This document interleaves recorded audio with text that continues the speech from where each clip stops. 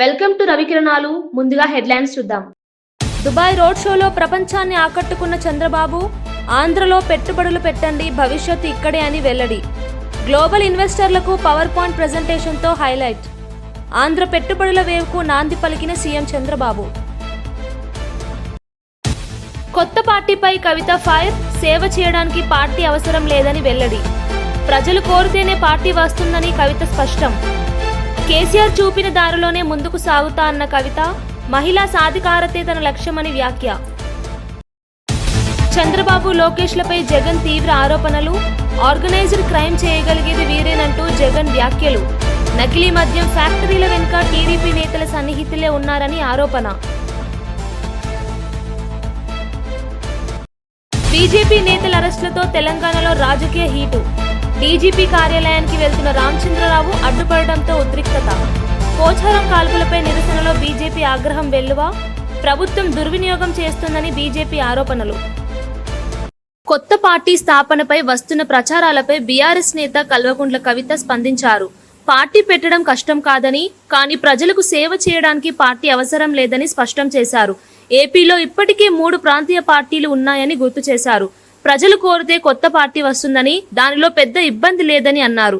ప్రజాసేవే తనకు ప్రధానమని పేర్కొని తండ్రి కేసీఆర్ చూపిన మార్గంలో నడుస్తానని స్పష్టం చేశారు. తెలంగాణ అభివృద్ధి, మహిళా సాధికారత తన ప్రధాన ధ్యేయమని చెప్పారు. ఈ వ్యాఖ్యలు కొత్త రాజకీయ చర్చలకు దారితీశాయి. రాజకీయ సమీకరణలు ఎట్లుండాలి, తద్వారా తెలంగాణ ప్రజలకు ఏ విధంగా బెనిఫిట్ పొందాలనే అంశాలు ఆనాడు మాట్లాడి, ఈనాడు కూడా మేము ఒక సివిల్ సొసైటీ ఆర్గనైజేషన్ లో ఉన్నప్పటికీ రాజకీయాలు పుష్కలంగా మాట్లాడతాం. రాజకీయాలు మాట్లాడి ప్రజలకు మేలు చేయాలంటే పార్టీ ఉండాల్సిన అవసరం లేదు. పార్టీ రావాలని ప్రజలు కోరుకుంటే తప్పకుండా వస్తుంది. దాంట్లో పెద్ద ఇబ్బంది ఏం లేదు. పక్కనున్న ఆంధ్రప్రదేశ్ లో 2 పార్టీలు ఉన్నాయి, తమిళనాడులో 2 ప్రాంతీయ పార్టీలు ఉన్నాయి, ఆంధ్రప్రదేశ్ లో 3 ఉన్నాయి, అట్లనే కేరళలో అయితే గల్లీకోటు ఉంటుంది. పార్టీలు ఉండడం లేకపోవడం పెద్ద విషయం కాదు.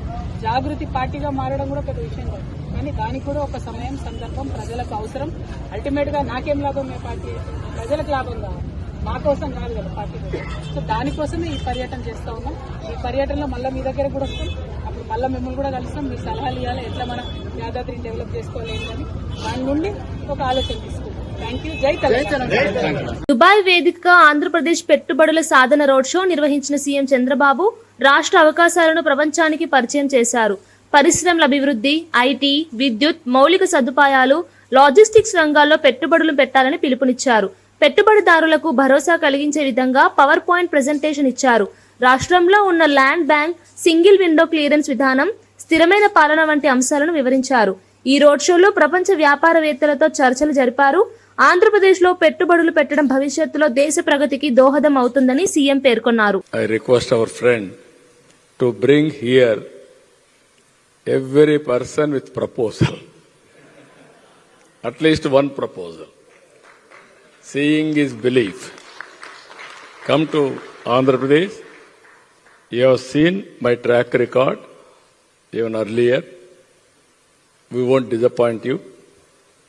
We will service at most efficiently. Once you decide to invest in Andhra Pradesh, it will be our project. That means investor and government project. We will do everything possible to complete your project, and we will nurture continuously. It is a win-win situation. So I am requesting all of you, as on today, if you see, nearly 10 lakh crores, more than 10 lakh crores investment has come as on today. 11 lakh crores investment has come. Another 5 to 6 lakh crores on pipeline. That is the credibility we are having. Lot of opportunities. We are preparing all projects. Anybody is having any doubt, we will give you projects also in different sectors. You can select and you can go further verification. If you are convinced, you can come back. We will ready to execute sincerely. With this wonderful evening, I have taken more time also, but I want to impress upon you, convince you to come and set one industry in Andhra Pradesh. With this, I am thanking all of you. Thank you one and all. Revanth Reddy Jubilee hills palace settlement లో జోక్యం చేసుకోవడం తప్పని BRS working president విమర్శించారు. కాంగ్రెస్ మంత్రులు పంపకాలలో తేడా కారణంగా తిట్టుకోవడం సిగ్గుచేటని అన్నారు. శాల్వాలు కప్పుకొని స్వీట్లు తినిపించుకోవడం నేతల నైతిక విలువలను చూపుతోందని ఎద్దేవా చేశారు. ఉద్ధరించడానికి రేవంత్ శాల్వాలు కప్పుతున్నారు అంటూ వ్యాఖ్యానించారు. ఈ విమర్శలతో తెలంగాణ రాజకీయ వాతావరణం మరింత వేడెక్కింది. కాంగ్రెస్ లో అంతర్గత విభేదాలు పెరుగుతున్నాయని ఆయన సూచించారు. పేదవాళ్ళేమో మేము తిరుగుతుంటే ఎలక్షన్ ప్రచారంలో శాపనార్థాలు పెడుతున్నారు. 100 రోజుల్లో అన్ని ఇస్తాడు, వీని బొంద వీడేమి ఇవ్వలేదు, వీని ఓడగొట్టాలా, బొంద పెట్టాలా కాంగ్రెస్ అని ప్రజలు పేదవాళ్ళు తిరుగుతున్నారు. చదువుకున్న వాళ్ళు గీ రౌడీగాళ్ళక మేము అవకాశం ఇచ్చింది, పారిశ్రామికవేత్తలకు తుపాకులు పెట్టేటోళ్ళు, మొత్తం రౌడీ ముక్కలు వేసుకొని ఊరేగింపులు తీసేటోళ్ళు, వీళ్ళ కోటేస్తామా అని చదువుకున్న వాళ్ళు చెప్తా ఉన్నారు. 420 హామీలు గంగలో పోయినాయి, 6 గ్యారంటీలు గోదావరిలో కలిసిపోయినాయి, పరిపాలన ఎక్కడో పోయింది, ప్రజలు ఎక్కడో పోయినారు. మొత్తం వ్యవస్థ మొత్తం అవినీతితో కుళ్ళిపోయి కంపు కొడతా ఉంది ఈరోజు ఈ రాష్ట్రంలో ప్రభుత్వం. మేము అగ్రికల్చర్ తీసుకొచ్చాం, తెలంగాణను అగ్రికల్చర్లో నెంబర్ 1 చేశాం, సాగునీరు అందించి కేసీఆర్ గారి నాయకత్వంలో. వీళ్ళు గన్ కల్చర్ తీసుకొచ్చారు, అగ్రికల్చర్ పోయింది, ఇప్పుడు గన్ కల్చర్ వచ్చింది తెలంగాణకి. మరి మరొక క్రైమ్కి మరొక పర్యాయ పదంగా తెలంగాణను మార్చే ప్రయత్నం చేస్తున్నట్టున్నారు రేవంత్ రెడ్డి గారు. నేను నిజంగా కూడా నా జీవితంలో నాకు 49 ఏళ్ళు, నేను రాజకీయాలని దగ్గర నుంచి 40 ఏళ్ళ నుంచి చూస్తున్నా, ప్రత్యక్షంగా పరోక్షంగా. మా నాన్నగారు పాలిటిక్స్లో ఉన్నారు కాబట్టి నేను ఎన్నడూ కూడా ఒక మంత్రి గారి ఇంటి మీదకి టాస్క్ ఫోర్స్ పోలీసులు పోవడం అర్ధరాత్రి, ఆ మంత్రి గారి కుమార్తె అక్కడ ఉన్న నిందితుడిని తప్పించడం, చివరికి మంత్రి గారే ఆ నిందితుడిని కారులో ఎక్కించుకొని తుర్రుమన్న విషయాన్ని మాత్రం నా జీవితంలో 40 ఏళ్ళలో నేను చూడలేదు. మరి ఇక్కడ ఉన్న వాళ్ళు మీరు కూడా అనుభవం కలిగిన విలేకరులు ఉన్నారు, మరి మీరేమన్నా చూశారో నాకు తెలియదు. ఇంకోటి, సీఎం గారికి అత్యంత సన్నిహితుడైన వ్యక్తి రోహిన్ రెడ్డి.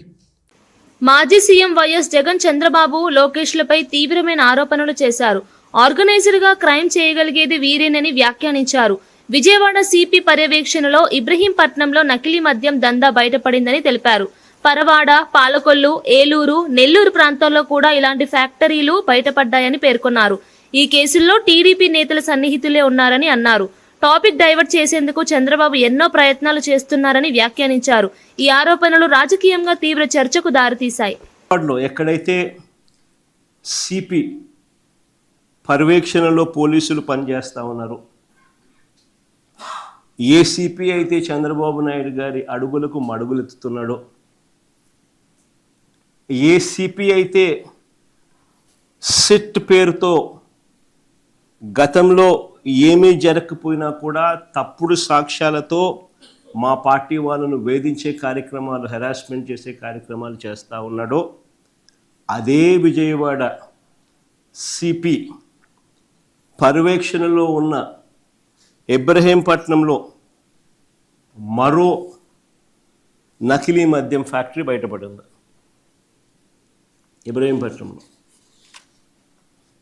ఇబ్రహీంపట్నంలో దొరికిన నకిలీ మద్యం దాదాపుగా 27,224 బాటిళ్ళు.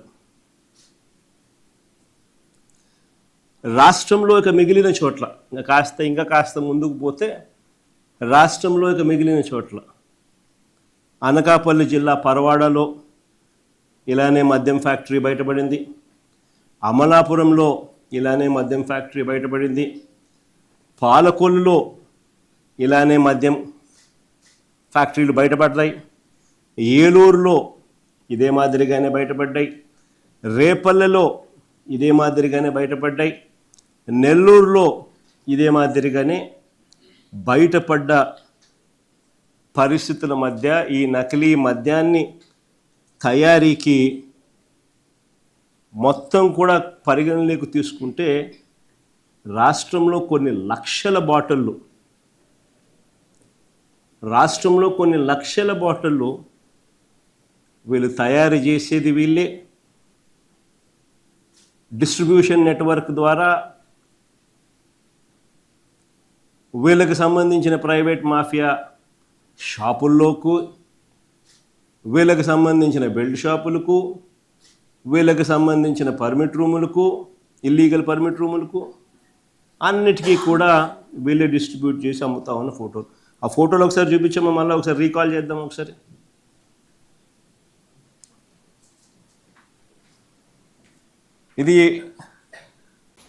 డీజీపీ కార్యాలయానికి వెళ్తున్న రాష్ట్ర బీజేపీ అధ్యక్షులు రామచంద్రరావు సహా పలువురు నేతలను పోలీసులు అడ్డుకున్నారు. పోచారం ఐటీ కారిడార్లో కాల్పుల ఘటనపై బీజేపీ నిరసన నిర్వహించగా పోలీసులు జోక్యం చేసుకున్నారు. లక్డీ కపూల్ అసెంబ్లీ ప్రాంతాల్లో పార్టీ నేతలను అదుపులోకి తీసుకున్నారు.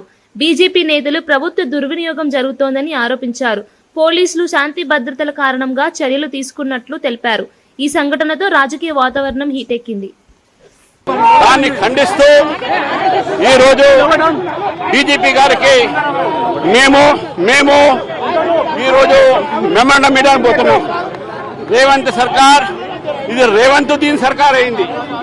ఎంఐఎం ని పోషించి ఎంఐఎం కార్యకర్తలు ఎంఐఎం గూండాలు భారతీయ జనతా పార్టీ కార్యకర్తల మీద గోరక్షకుల మీద ఈ రకమైన తుపాకీ దాడులు చేస్తున్నారు. దీన్ని భారతీయ జనతా పార్టీ ఖండిస్తారు. తెలంగాణలో రేవంత్ దీన్ సర్కార్ వచ్చినప్పటి నుంచి ఎంఐఎం ఒక కార్యకర్తల ఒక ఏవైతే అత్యాచారాలు అరాచకాలు పెరుగుతున్నాయో దీన్ని భారతీయ జనతా పార్టీ ఖండిస్తా ఉంది. ఈరోజు పోలీసుల రాజ్యము పోలీసులు పట్టించుకోక ఈ రోజు ఇటువంటి పరిస్థితి తెలంగాణలో ఉంది. దేశంలో అరెస్ట్ అయిన 8 మంది ఆంధ్ర మత్స్యకారుల విషయంలో జనసేన ఎమ్మెల్యే లోకం మాధవి స్పందించారు. సీఎం చంద్రబాబు వెంటనే చర్యలు చేపట్టాలని ఆదేశించారని తెలిపారు. అంతర్జాతీయ బోర్డర్లో చిక్కుకున్న వారిని వెనక్కి తెచ్చేందుకు కనీసం 60 రోజులు పడుతుందని వివరించారు.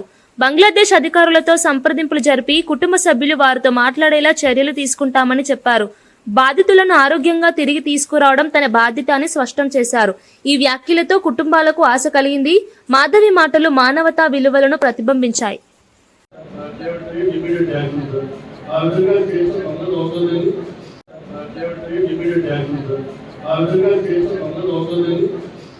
జూబ్లీహిల్స్ ఉప ఎన్నికలో కాంగ్రెస్ అభ్యర్థి నవీన్ యాదవ్ విజయం సాధించాలని మంత్రి సీతక్క పాదయాత్ర చేశారు. ప్రతి ఇంటికి వెళ్లి అభ్యర్థి మద్దతు కోరారు. జూబ్లీహిల్స్ గల్లీల్లో పుట్టి పెరిగిన యువకుడికి అవకాశం ఇవ్వండి అని ప్రజలకు విజ్ఞప్తి చేశారు. మహిళలతో మాట్లాడి వారి సమస్యలు తెలుసుకున్నారు. పార్టీ కార్యకర్తలకు ఉత్సాహం నింపుతూ సీతక్క మాట్లాడుతూ కాంగ్రెస్ గెలవడం అంటే ప్రజలే గెలవడం అని చెప్పారు. సీతక్క పర్యటనతో నియోజకవర్గంలో ప్రచార వాతావరణం వేడెక్కింది.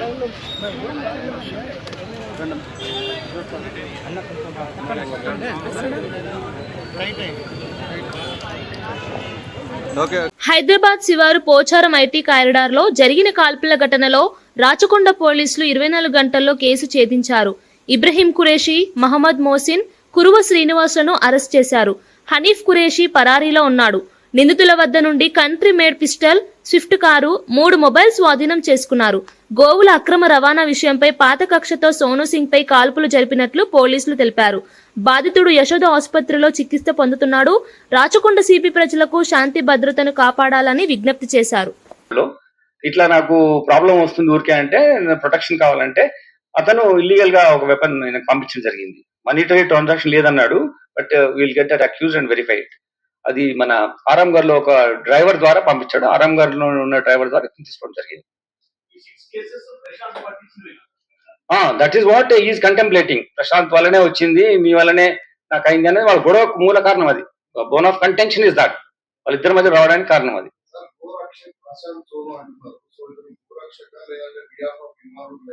See, this is I can't give at this stage define a pen picture of person. ఇందులో ఉన్న వాళ్ళు మనం ఓన్లీ నేరస్తుల కథ చెప్తున్నాం అంతే. ఈ కింద 4 నేరస్తులు మేము చెప్పాము. ఇంకొక అన్ని పట్టుకోవాలి. Prashant undergoing treatment. We will get into details and we'll come back to you based on the.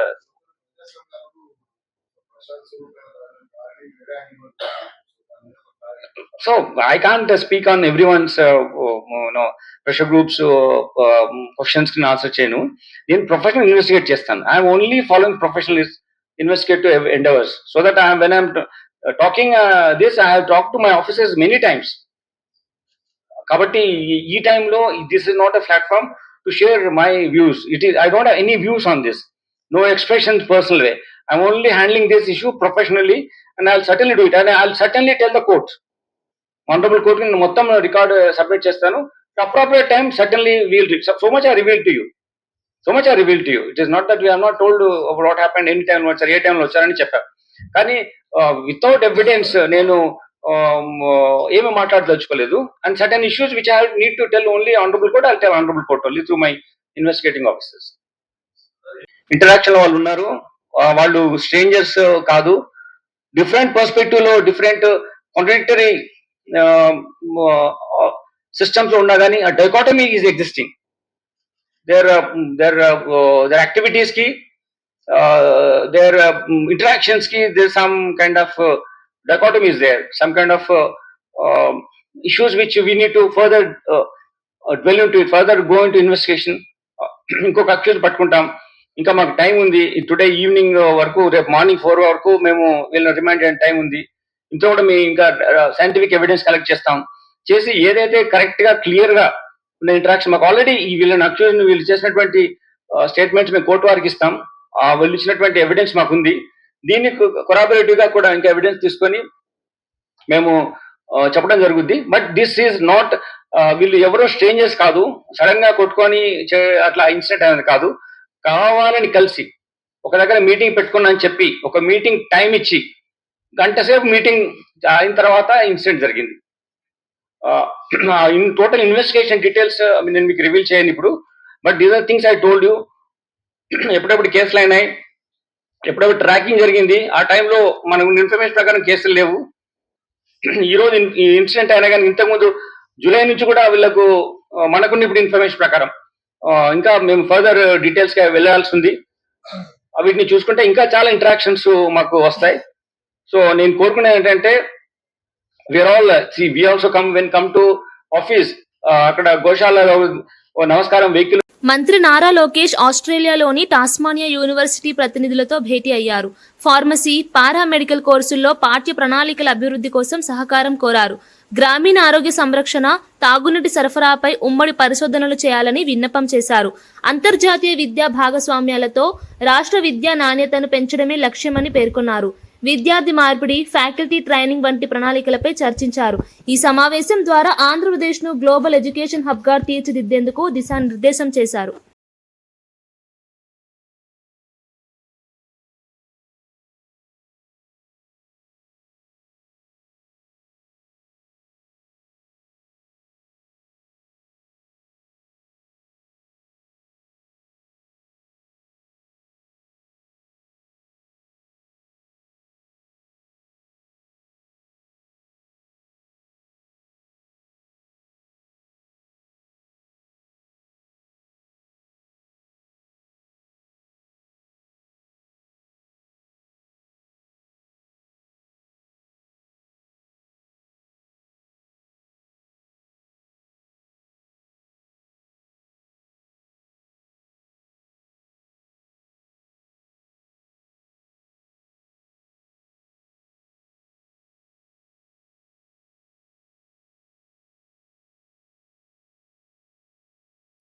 AP deputy speaker Raghurama Krishnam Raju Bhimavaram DSP వివాదంపై స్పందించారు.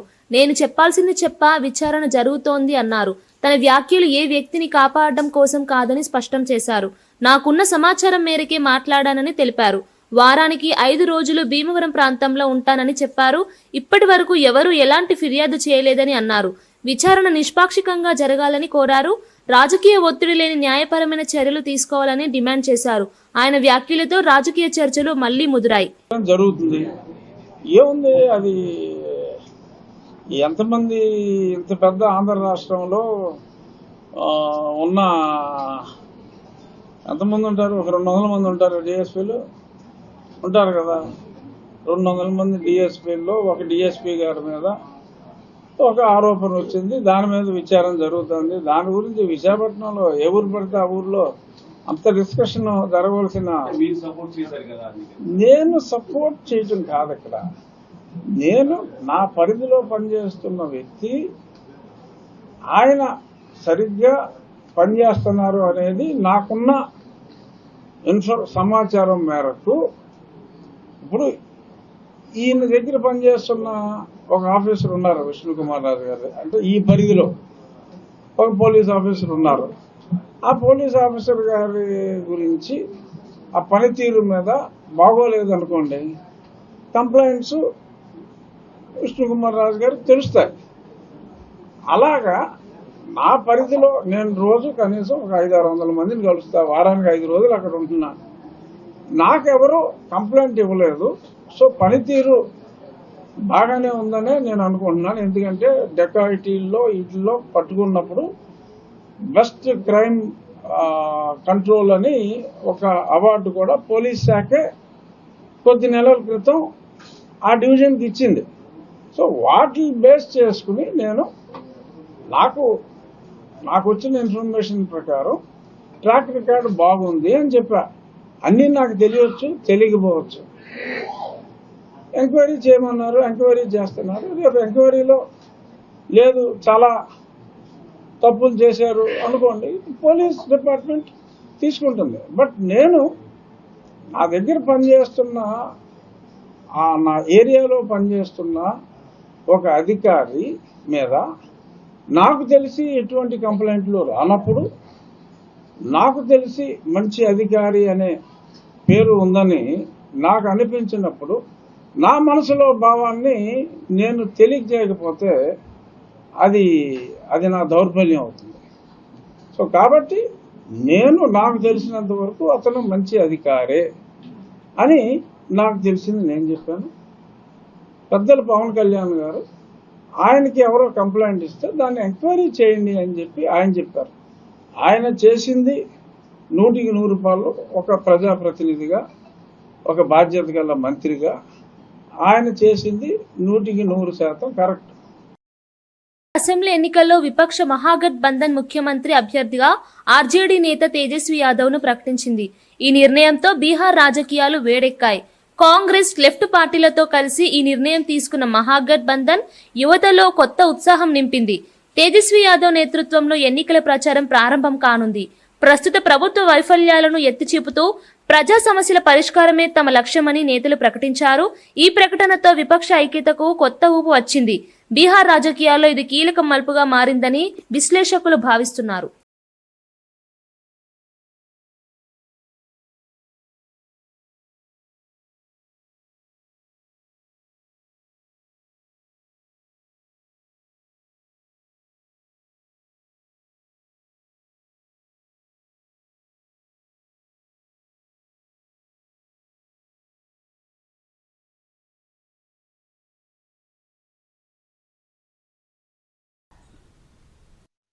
ये कह सकता हूं खड़गे साहब, राहुल गांधी जी और तमाम जो साथी बैठे हमारे, इन सब की राय लेकर के हम लोगों ने तय किया है इस चुनाव में अगले मुख्यमंत्री चेहरे के रूप में तेजस्वी यादव जी को हम लोग सपोर्ट करते हैं, जो एक नौजवान है, लंबा फ्यूचर है इनके साथ में। और मेरा अनुभव से मैं कह सकता हूं जिसका लंबा फ्यूचर होता है पब्लिक उनको साथ देती है। ये नौजवान है, कमिटमेंट रखते हैं। पिछली बार भी जो उन्होंने स्लोगन दिए थे, नौकरी के दो या कोई दो, या जो वादे किए थे उसमें खरे उतरे। బీఆర్ఎస్ అధినేత కేసీఆర్ అధ్యక్షతన ఎర్రవల్లిలో పార్టీ సన్నాహక సమావేశం జరిగింది. జూబ్లీహిల్స్ ఉప ఎన్నికల వ్యూహం, ప్రచార విధానం, పార్టీ బలోపేతం వంటి అంశాలపై చర్చించారు. కేటీఆర్, హరీష్ రావు, కవితతో పాటు సీనియర్ నేతలు హాజరయ్యారు. కేసీఆర్ ఇన్ఛార్జీలకు స్పష్టమైన సూచనలు ఇచ్చారు. ప్రజా మద్దతు పెంచేందుకు మీడియా, సోషల్ మీడియా వ్యూహాలను సమీక్షించారు. ఫీల్డ్ రిపోర్ట్ల ఆధారంగా అభ్యర్థుల బలహీనతలను గుర్తించి సరిదిద్దే చర్యలు చేపట్టాలని ఆదేశించారు. పార్టీ శ్రేణుల ప్రజల మధ్య చురుకుగా ఉండాలని సూచించారు. ఈ సమావేశం ఎన్నికల సన్నాహకానికి కీలక మలుపుగా నిలిచింది.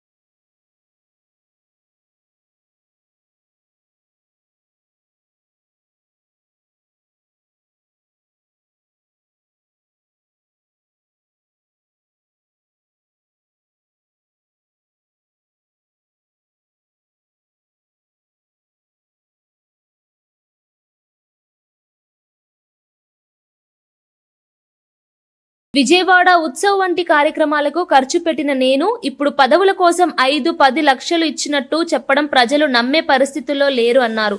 తిరువూరులో ఎవరి పంచన చేరి కాపురం చేస్తున్నారో అక్కడి ప్రజలకు బాగా తెలుసని వ్యాఖ్యానించారు. రాజకీయాల్లో నైతికత కోల్పోతున్న పరిస్థితి ఆందోళన కలిగిస్తోందని అన్నారు. తాను నిజాయితీతో పనిచేసే టీడీపీ కార్యకర్తనని, పార్టీ విలువలు తనకు ముఖ్యమని పేర్కొన్నారు. కేసినేని చిన్ని అనే పేరు నమ్మకానికి ప్రతీక అని తెలిపారు. ప్రజల విశ్వాసమే తన బలమని చెప్పారు.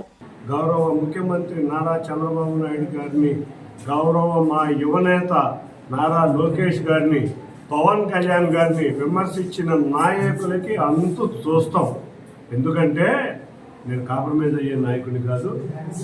నేను విజయవాడ ఉత్సవం చేశాను అంటే నేను ఎంత భారీ నష్టంతో విజయవాడ ఉత్సవం చేశానో మీ అందరికీ తెలుసు. నా జేబులో డబ్బులు పోతాయని దానికే ఉంటాను, కానీ నేను 4 సంవత్సరాల నుంచి తిరువూరులో సేవా కార్యక్రమాలు చేసుకుంటా నేను ఎన్నో కోట్లు ఖర్చు పెట్టిన వ్యక్తిని నేను. ఆఫ్టర్ ఆల్ ఒక 5 లక్షలు 10 లక్షలకి ఎవరో ఆరోపణలు చేస్తే ఇవాళ నేను చెప్తున్నాను ఎవరో ఆరోపణలు చేస్తే ప్రజలు నమ్మే పరిస్థితిలో లేరు. పార్టీ నాయకత్వం దృష్టికి వెళ్ళింది, పార్టీ నాయకత్వం చూసుకుంటుంది. అంతేకాకుండా ఒకటే చెప్తా, నేను ఏ రోజు చంద్రబాబు నాయుడు గారు విమర్శించిన నేను ఏ రోజు రంగులు మార్చలా. 12 నెలలు దేవుడుగా ఉన్నవాడు దయ్యం అయ్యాడు అంటే దానికి సమాధానం ఆయనే చెప్పాలని కోరుకుంటున్నా. ఎందుకంటే గౌరవ ఎమ్మెల్యే గారు, గౌరవ పార్లమెంటు సభ్యుడు లేకపోతే నేను లేను, దేవుడు నాతో అని చెప్పుకున్నవాడు దయ్యం ఎందుకు అవుతున్నాడో వారే తెలియాలి. కాబట్టి అటువంటి విమర్శలు ఏమైనా వస్తే వారు సమాధానం చెప్పాలి, కానీ గౌరవ ఎమ్మెల్యే గారు నేను కాదు. నాను ఏంటో విజయవాడ పార్లమెంటు ప్రజలకి తెలుసు, విజయవాడ పార్లమెంట్లో ఉన్న తెలుగుదేశం నాయకులకి తెలుసు. కాబట్టే నిన్న నన్ను అన్నకాడి నుంచి ప్రకంపనలో మరి మా కార్యకర్తల నాయకులు చూపిస్తున్నారు. బులెటిన్ ముగించే ముందు హెడ్లైన్స్ మరోసారి చూద్దాం. దుబాయ్ రోడ్ షోలో ప్రపంచాన్ని ఆకట్టుకున్న చంద్రబాబు, ఆంధ్రలో పెట్టుబడులు పెట్టండి, భవిష్యత్తు ఇక్కడే అని వెల్లడి. గ్లోబల్ ఇన్వెస్టర్లకు పవర్ పాయింట్ ప్రెజెంటేషన్తో హైలైట్. ఆంధ్ర పెట్టుబడుల వేవ్కు నాంది పలికిన సీఎం చంద్రబాబు. కొత్త పార్టీపై కవిత ఫైర్, సేవ చేయడానికి పార్టీ అవసరం లేదని వెల్లడి. ప్రజలు కోరితేనే పార్టీ వస్తుందని కవిత స్పష్టం. కేసీఆర్ చూపిన దారిలోనే ముందుకు సాగుతా అన్న కవిత, మహిళా సాధికారతే తన లక్ష్యమని వ్యాఖ్య. చంద్రబాబు, లోకేష్లపై జగన్ తీవ్ర ఆరోపణలు. ఆర్గనైజ్డ్ క్రైమ్ చేయగలిగేది వీరేనంటూ జగన్ వ్యాఖ్యలు. నకిలీ మద్యం ఫ్యాక్టరీల వెనుక టీడీపీ నేతల సన్నిహితులే ఉన్నారని ఆరోపణ. బీజేపీ నేతల అరెస్టులతో తెలంగాణలో రాజకీయ హీటు. డీజీపీ కార్యాలయానికి వెళ్తున్న రామచంద్రరావు అడ్డుపడడంతో ఉద్రిక్తత. పోచారం కాల్పులపై నిరసనలో బీజేపీ ఆగ్రహం వెల్లువ. ప్రభుత్వం దుర్వినియోగం చేస్తుందని బీజేపీ ఆరోపణలు. ఇవి బులెటిన్ విశేషాలు. మరో బులెటిన్లో మళ్ళీ కలుద్దాం.